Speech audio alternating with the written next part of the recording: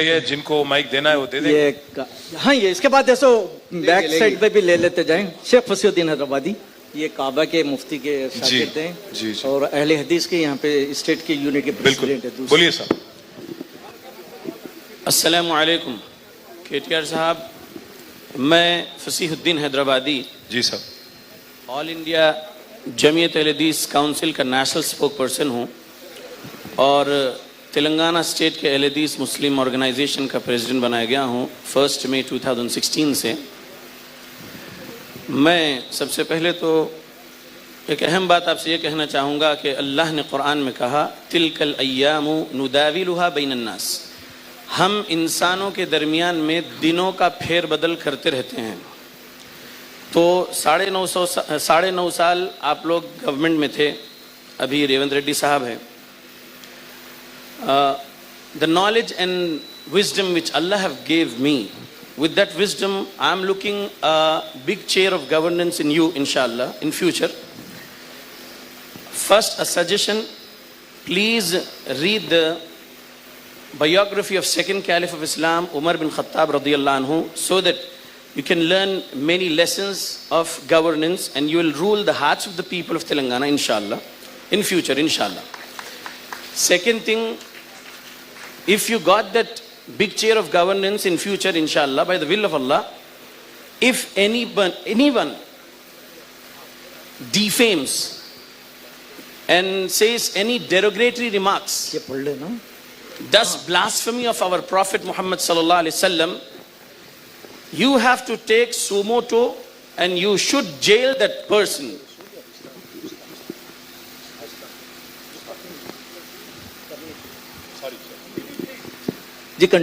Ji.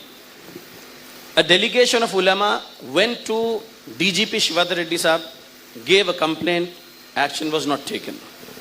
A delegation went to VC Sajjanar Sahab, the CP of Hyderabad, against that person who have blasphemed our Prophet Muhammad sallallahu alaihi wasallam recently. No action was taken. You shouldn't have a complaint against that person in future. You have to take a sumo to and jail that person who does blasphemy of our Prophet sallallahu alaihi wasallam. One thing, this was the suggestion and you'll do inshallah. Second thing, a question, what works was left that you lost last election, works of minorities, and what will be your draft in these 3 years for the minorities if you win next election, inshallah. Thank you. Thank you sir. मैं पहली बात तो ये कहूँगा sir कि जब KCR साहब की हुकूमत थी और जिस बंदे की आपने बात की, उन्होंने गुस्ताखी जब की तो उनको फौरी तौर पर अंदर डाल दिया गया था। आपको याद होगा, आपको याद होना चाहिए कि किस कदर KCR ने उस दिन रिस्पॉन्ड किया और कितना स्विफ्टली उनको जेल भिजाया गया था। आपको याद होना चाहिए। अब PD एक्ट लगा के अंदर डाल दिया गया था। आपको याद होना चाहिए। दूसरी बात, मैं आपको यह भी याद दिलाऊंगा, जब इसी शख्स ने एक टाइम पे कोशिश ये की थी कि कोई एक पर एंटरटेनर आ रहे थे यहाँ पे, उनको रोकने की कोशिश की थी, तो मैंने डिसाइड ये किया था कि कोई एक गुंडा can not hold my city to ransom. Freedom of expression हर किसी का होना चाहिए। मैंने ठान लिया था और मैंने उनको यहाँ आके परफॉर्म करके जाने के लिए सारे इंतजाम मैंने किया था। I am proud of the fact that my city stood for that. It was not just Munawar Faruqui, if it was Amit Tandon, I would have done the same thing. Religion से कोई मतलब नहीं है मेरा। आदमी हो, हिंदू हो, मुसलमान हो, जो भी हो, freedom of expression is paramount in India and nobody should take that right away from you. मैं जला डालूंगा, मैं राख करूंगा, होते कौन हो आप? ये मेरा स्टैंड था।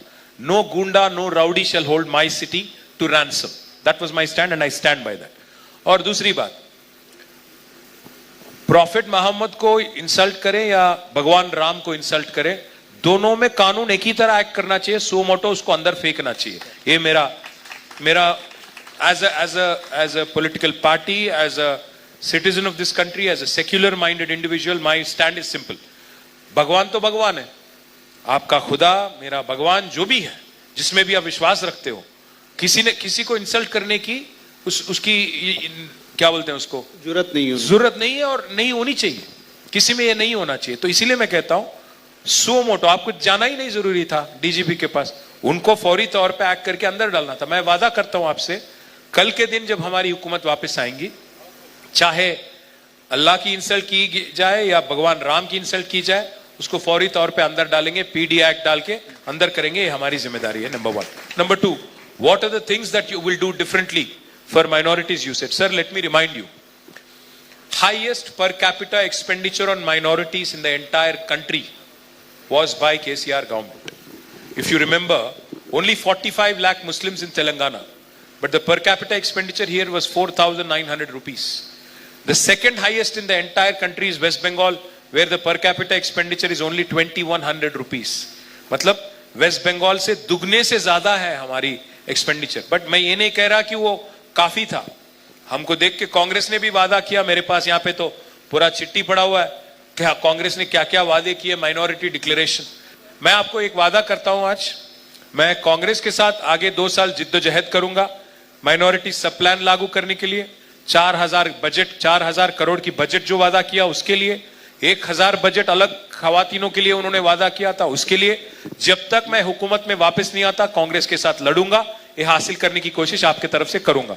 जब हम हुकूमत में वापस आएंगे और इलेक्शन से पहले जब माइनॉरिटी पॉलिसी ड्राफ्ट करेंगे, मैं फिर एक बार रिक्वेस्ट करूंगा मुबशीर साहब को, अतर साहब को, एक बार सबके साथ बिठा दे डेमोक्रेटिकली, जैसा मैडम को मैंने कहा, let me work with you, let me consult with you, let me do the best that I can to bring out the best policy for minorities and best policy for majority as well. So my humble request, let this consultative process, let this dialogue be an ongoing thing. It cannot just be about 1 election or 2 elections.